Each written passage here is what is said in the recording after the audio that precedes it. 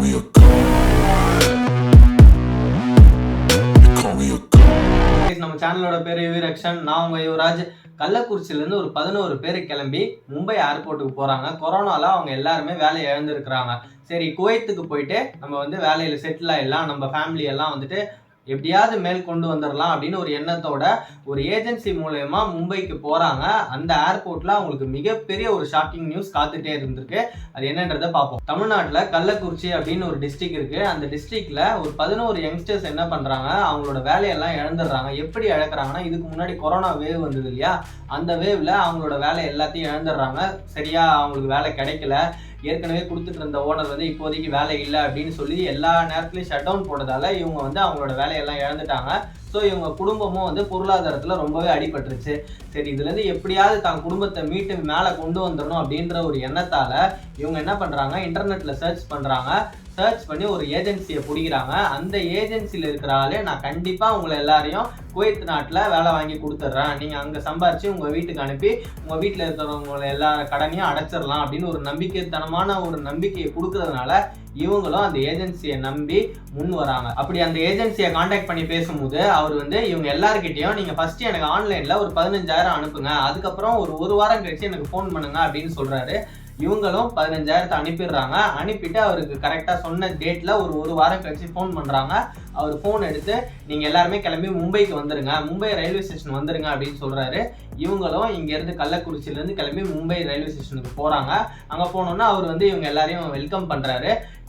அவர் வந்து வெல்கம் பண்ணுற விதமே வந்து இவங்களுக்கு அவ்வளோ ஒரு நம்பிக்கை வந்துருச்சான். கண்டிப்பாக நம்மளுக்கு வந்து குவைத்தில் வேலை கிடைச்சிரும், நம்ம போய் அங்கே சம்பாரித்து நம்ம குடும்பத்தை வந்து மேல் கொண்டு வந்துடலாம் அப்படின்னு சொல்லி அவ்வளோ நம்பிட்டாங்கன்னா அவர் வந்து ஒரு இன்டர்நெட் சென்டருக்கு கூப்பிட்டு போகிறாரா. அங்கே கூப்பிட்டு போயிட்டு ஏற்கனவே பணம் வாங்கினது பத்தாமல் மறுபடியும் இவங்கள்ட்ட எல்லார்கிட்டையும் தலா 100 வாங்கியிருக்காரு.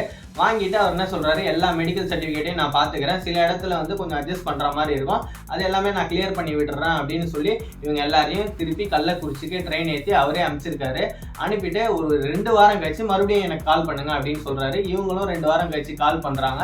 கால் பண்ணும்போது எல்லாமே கிளியர் ஆகிடுச்சு, உங்களுக்கு பாஸ்போர்ட்டும் ரெடி ஆகிடுச்சு, விசாவும் ரெடி ஆகிடுச்சு, நீங்கள் வந்து வாங்கிக்கலாம் அப்படின்னு சொல்கிறாரு. நம்ம ஆளுங்க எல்லாருமே அங்கே கிளம்பி போகிறாங்க. அங்கே போகும்போது இவர் மறுபடியும் முதல்ல வந்து எல்லாரையும் வரவேற்ற மாதிரி இப்பயும் வந்து ரிசீவ் பண்ணுறாராம். ரிசீவ் பண்ணிட்டு ஒரு ஹோட்டலுக்கு கூப்பிட்டு போகிறாரு.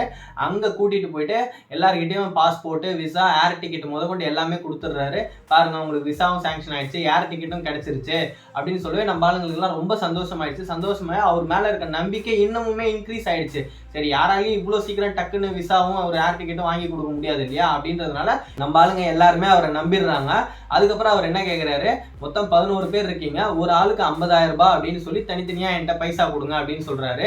மேற்கொண்டு இருக்கிற ஃபார்மாலிட்டிஸ் எல்லாம் அவர் வந்து கிளியர் பண்ணணுமா. சரின்னு இவங்களும் நம்பிட்டு கொடுத்துட்றாங்க. கொடுத்துட்டு எல்லாம் முடிஞ்சிருச்சு. இப்படி பணம் எண்ணிக்கிட்டே இருக்கும்போது இந்த கதையில ட்விஸ்டே இதுதான். ஒருத்தர் மட்டும் என்ன பண்ணுறாரு, அவரை நம்ம ஒரு சேஃப்டிக்கு வீடியோ எடுத்து வச்சுக்கலாமே அப்படின்னு சொல்லி ஒரு 20 செகண்ட்ஸ் வீடியோ எடுத்து வச்சுக்கிறாரு. அந்த வீடியோ தான் கடைசியில் ரொம்ப ஹெல்ப்ஃபுல்லாக இருந்துச்சு.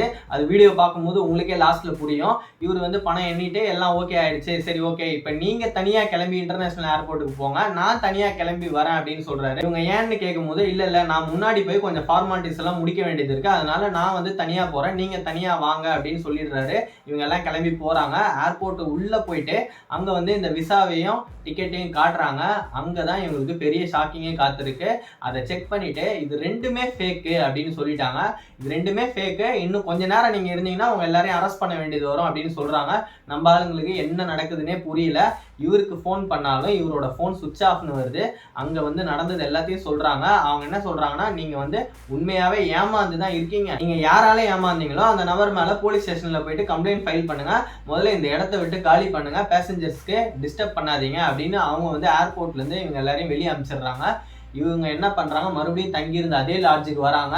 அந்த லாட்ஜில் நடந்ததெல்லாம் சொல்கிறாங்க. அவர் என்ன பண்ணுறாரு, ஒரு ப்ரெஸ் ரிப்போர்ட்டர் கிட்ட கூப்பிட்டு போகிறாரு.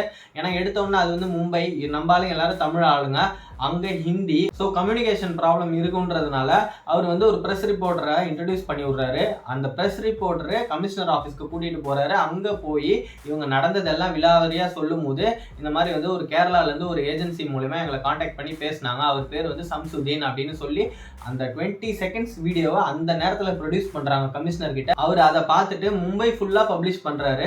அப்படி பப்ளிஷ் பண்ணும்போது அன்னைக்கு ஈவினிங்கே வந்து சம்சுதீன் மாட்டிக்கிறாரு. சம்சுதீனை பிடிச்சி விசாரிக்கும் போது அவரோட உண்மையான பேரே சம்சுதீன் கிடையாதான், முகமது காதுல்லா.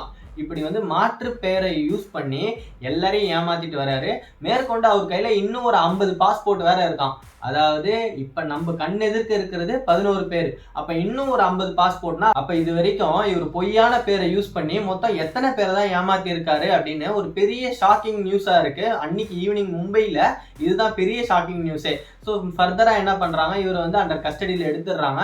எடுத்துக்கிட்டு இவர்கிட்ட இருந்து எல்லா பாஸ்போர்ட்டையும் கிளைம் பண்ணி அந்த பாஸ்போர்ட்ல இருக்கிற அட்ரஸ் எல்லாருக்குமே வந்துட்டு மும்பை போலீஸே ஃபேக்ஸ் அனுப்பிடுறாங்க. இந்த மாதிரி நீங்க வந்து பொய்யான நபரால ஏமாற்றப்பட்டிருக்கீங்க, இனிமேலும் இந்த மாதிரி ஒரு தப்பை செய்யாதீங்க, ஆஸ் பர் ரூல்ஸ் படி பாஸ்போர்ட் அப்ளை பண்ணுங்க, விசா அப்ளை பண்ணுங்க, அதுக்கப்புறமா நீங்க வந்து ஏர்போர்ட்ல போயிட்டு கன்சல்ட் பண்ணுங்க. தேர்ட் பார்ட்டி ஏஜென்சி மூலமா நம்பி அதர் கண்ட்ரிஸ்க்கு போகணுன்ற ஒரு முடிவை எடுக்கவே எடுக்காதீங்க அப்படின்னு அவர் ரொம்ப ரெக்வஸ்ட் பண்ணி அந்த கமிஷனர் கேட்டிருக்காரு. இதுல சிம்பிளா ஏர்போர்ட்ல இவங்களுக்கு என்ன ரிப்ளை கொடுத்துருக்காங்கன்னா, அதாவது நிறைய கேசஸ்ல விசா வந்து ஃபேக்கா இருக்குமா, ஏர் டிக்கெட் ரியலா இருக்குமா. ஸோ அந்த மாதிரி ஆளுங்கெல்லாம் என்ன பண்ணுவாங்கன்னா, வேற ஏதாவது வெளிநாட்டுக்கு தப்பிச்சு போகணும்னு ட்ரை பண்ற ஒரு நோக்கத்துல இருக்கவங்க இந்த மாதிரி கேசஸ்ல நாங்க பிடிப்போம். ஆனா உங்களுக்கு ஏர் டிக்கெட்டும் ஃபேக்கு, விசாவும் ஃபேக்கு. ஸோ வந்து நீங்க உண்மையாவே ஏமாத்த தான் பட்டிருக்கீங்க.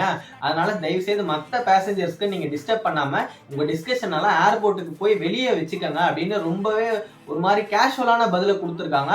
அதுல நம்ம ஆளுங்க ரொம்ப மன உளைச்சலாகி என்னதான் பண்றது அப்படின்னு தெரியாம அவங்க தங்கி இருக்க லாட்ஜுக்கு வந்து அதுக்கப்புறம் இதை எப்படியாவது வெளி உலகத்துக்கு கொண்டு போய் சேர்த்தே ஆகணும்னு ஒருத்தர் பணத்தை தான் நம்ம இழந்துட்டோம், சரி இனிமேலும் யாரும் இந்த மாதிரி ஏமாறக்கூடாதுன்ற ஒரு முடிவுக்கு வந்து அந்த ஏரியாவில் இருக்க கமிஷனர் ஆஃபீஸில் போயிட்டு கம்ப்ளைண்ட் ரெஜிஸ்டர் பண்ணியிருக்காரு. ஆனால் இதில் என்ன ஒரு ஹைலைட்னா, அவர் எடுத்த அந்த 20 செகண்ட்ஸ் வீடியோ தான் போலீஸ் டிபார்ட்மெண்ட்டுக்கே ஹெல்ப் பண்ணியிருக்கு. அவர் அந்த வீடியோ எடுக்கலன்னா இவங்க யாரை போய் பார்த்தாங்க, யார்கிட்ட பணம் கொடுத்தாங்க அப்படின்றது கடைசி வரைக்கும் கண்டே பிடிச்சிருக்க முடியாது. ஆனால் ஃபைனலாக ஏதோ ஒரு நாள் கண்டுபிடிச்சிருப்பாங்க. ஆனால் டக்குன்னு அன்னைக்கு ஈவினிங்கே அவர் மாட்டியிருக்க சாத்தியமே இல்லை. ஸோ நமக்கு இதுலேருந்து என்ன தெரியுதுன்னா, நம்ம யாரை நம்பி என்ன பணம் கொடுத்தாலும் சரி, அதை நம்ம சேஃப்டிக்கு ஒரு ஃபோட்டோவோ இல்லை வீடியோவோ ஏதோ ஒரு மெட்டீரியலாக நம்ம வந்து ஒரு எவிடென்ட் கிரியேட் பண்ணி வச்சுட்டோம் அப்படின்னா அது என்னைக்கா இருந்தாலும் சேஃப் தான். Okay guys, meet you soon with new update in next video. நீங்கள் நம்ம சேனலுக்கு புதுசாக இருந்தீங்கன்னா நம்ம சேனலை சப்ஸ்கிரைப் பண்ணுறங்க, இந்த வீடியோக்கு ஒரு லைக்கை போட்டுருங்க, அப்படியே சைடில் இருக்க பெல்லை கிளிக் பண்ணுறங்க. அப்போ தான் நம்ம அடுத்தடுத்து போகிற கரண்ட் வீடியோலாம் உங்களை வந்து டக்குன்னு சேரும். தேங்க்யூ.